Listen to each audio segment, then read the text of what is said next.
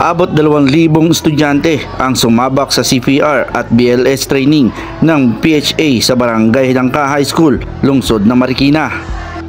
Ang kampanya na inilunsad noong July 17, 2025 ay naging isang grassroots movement kung saan ang Department of Health o DOH ay nangunguna nitong kaalyado.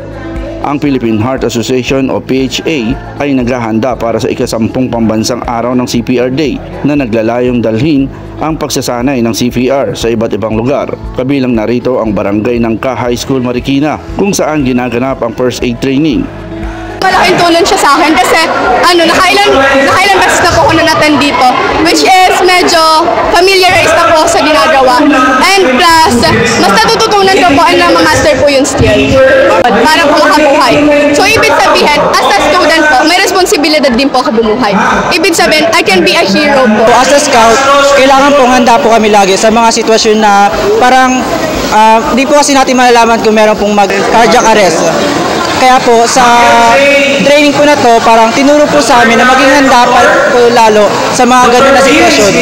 Tinuro po sa amin kung paano ang tama na CPR at kung paano po ginagawa yung CPR. Aabot naman sa 2,000 estudyante ang sumabak sa CPR training ng Philippine Heart Association sa Dangka High School sa lungsod ng Marikina. Ito'y upang pangunahan ang pagbibigay alam para matutunan ang CPR, ang Cardiopulmonary Resuscitation o CPR training ng halos 2,000 mag-aaral sa lungsod. July 17 yung napiling araw. Pero actually kami yung nagpumilit. Ang Department of Health naman, in fairness, kasama pong Philippine Heart Association, di pa pang mga ahensya na naglabi sa presidente, mga 3 presidente, 2 presidente dumaan. Ngayon lang naprobahan. So ito ay nagugunita sa kahalagahan ng CPR. Bakit mahalaga CPR?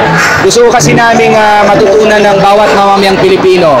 Nakamit ang kampanya ang makabuluhang pag-unlad sa malawakang pagsasanay ng CPR sa mga pampubliko at pribadong lugar at sa mga paaralan sa kabila ng hindi pagpapatupad ng CPR Act. Nilalayo ng PHA na gawing bahagi ng kultura ng paghahanda ng Pilipinas ang CPR at AED na tinitiyak na ang susunod na henerasyon ng mga tagapagtaguyod na nagliligtas ng buhay ay inilagyan ng mga kasanayan sa pagliligtas ng buhay. Ang paggawad ng CPR kasi ligtas buhay. Bakit kailangan? Alam nyo ba, marami ang namamatay ng cardiac arrest sa labas ng ospital. Pag nasa ospital ka, okay lang kasi may doktor, may nurse. Pero kapag nasa labas ng ospital, sino ang magre-respond? So napakababa po kasi ng response rates ng mga tinatawag nating bystander. Kahit na yung tinatuturin natin first responder team, yung mga pulis, yung mga bombero, kahit po yung mga naasahan natin, may kakulangan pa sa skills.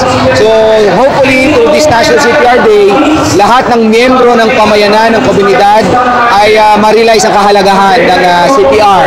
So ang cardiac arrest kasi walang pinipili. Matanda, bata, babae, lalaki, may ngipin o wala, pwede mag-cardiac arrest. So lahat dapat ng nasa paligid natin marunong mag-CPR. Buboy Patriarca, nagbabalita.